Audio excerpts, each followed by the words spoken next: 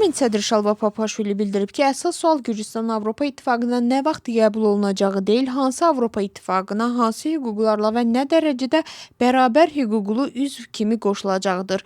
Onun sözlərinə görə Avropanın böyük dövlətləri Avropa İttifaqında konsensus prinsipini ləğv etməyə çalışırlar və bu kiçik ölkələrin qərarlarına təsir imkanını zəiflədəcək. Papaşvili hesab edir ki, belə şəraitdə Avropa İttifaqı üzvlüyü öz əhəmiyyətini itirə bilər və bəzi hallarda ittifaqdan kənarda qalmaq kiçik dövlətlər üçün daha sərfəli ola bilər. Hakim komanda bu bəyanatı dəstəkləyib. Fatih Burçulacı həbsxanadan yaydığı məktubda 4 oktyabr işi üzrə saxlanılan şəxsləri prokurorluğun təklif etdiyi prosesual razılaşmanı qəbul etməyə çağırıb ki, azadlığa çıxa bilsinlər. O, həkim Georgi Çaxnaşvilidən hamıya nümunə olmasını istəyib. Burçulacı isə bildirib ki, son saxlanılan şəxs azad olunmayana qədər özü üçün belə bir razılaşmanı qəbul etməyəcək. Tbilisi Şəhər Şurasının binası yaxınlığında keçirilən aksiyada saxlanılan şəxslər Saqareco, Qurcani və Duşeti müvəqqəti saxlanma təcridxanalarına aparılıb.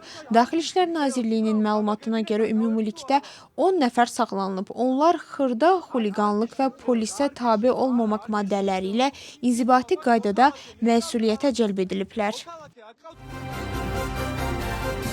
Polis Tbilisidə xüsusilə külli miqdarda narkotik vasitə aşkarlayıb 5 nəfər saxlanılıb. Onlardan və yaşadıkları ünvanlardan satış üçün hazırlanmış alfa, PVP və metadon götürülüb. Cinayətə görə 20 ilədək və ya ömürlük həbs cəzası nəzərdə tutulur. Qrup halında törədilmiş oğurluqda ittiham olunan 4 nəfər Şida Kartli Polis Departamentinin əməkdaşları tərəfindən saxlanılıb. İstintaqla müəyyən edilib ki, təqsirləndirilən şəxslər Qori Bələdiyyəsinin kəndlərindən birinin yaxınlığından keçən dəmir yolu magistral xəttindən təxminən 300 metr uzunluğunda mis kabeli kəsərək gizli şəkildə mənimsəyiblər. Onlar oğurlanmış kabelləri avtomobilə yükləyərək saxlanılıblar. Bu cinayət əməli 7 ilə qədər azadlıqdan məhrum etmə cəzası nəzərdə tutur. Maliyyə Nazirliyinin İstintaq Xidməti Batumidə qanunsuz onlayn qumar fəaliyyəti təşkil edən şəxsləri ifşa edib. İcazəsiz fəaliyyət göstərən obyektdən xarici onlayn kazinolara canlı yayımlar edilirdi. Qanuni fəaliyyət göstərsəydi, dövlət büdcəsinə 100 min lari lisenziya haqqı ödənilməli idi. Cinayətə görə 3 ildən 5 ilə qədər həbs cəzası nəzərdə tutulur. İranın Xarici İşlər Naziri Abbas Araqçı bildirib ki, Ukraynanın İran ticarəti gəmisinə hücumu cavabsız qalmayacaq. Onun sözlərinə görə hücum BMT nizamnaməsinin pozulmasıdır və İsrailin göstərişi ilə Avropanı müharibəyə cəlb etmək məqsədi daşıyırdı. Ukraynanın Rostova hava hücumu nəticəsində 2 nəfər ölüb. Belgorodda isə 12 nəfər yaralanıb. Rusiya prezidenti Vladimir Putin bildirib ki, düşməni məğlub etmək üçün hər şey edəcək və NATO-nu verdiyi vədləri yerinə yetirməməkdə ittiham edib.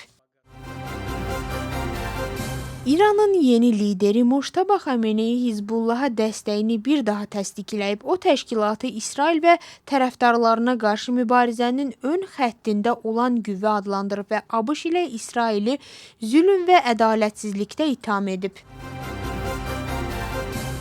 İsrailin baş naziri New Yorkun merini tənqid edərək onu şəhərdə nifrət mühitinin formalaşmasına səbəb olmaqda ittiham edir. Benyamin Netanyahu bildirir ki, Zohran Mamdani bir qrupu digər qrupun əleyhinə yönəltməyə çalışır. Onun sözlərinə görə New Yorkda yaşayan bəzi yəhudilər qorxu içində yaşayırlar. Buna baxmayaraq o BMT-nin baş assambleyasının iclasında iştirak etmək üçün yenə də New Yorka səfər etməyi planlaşdırır.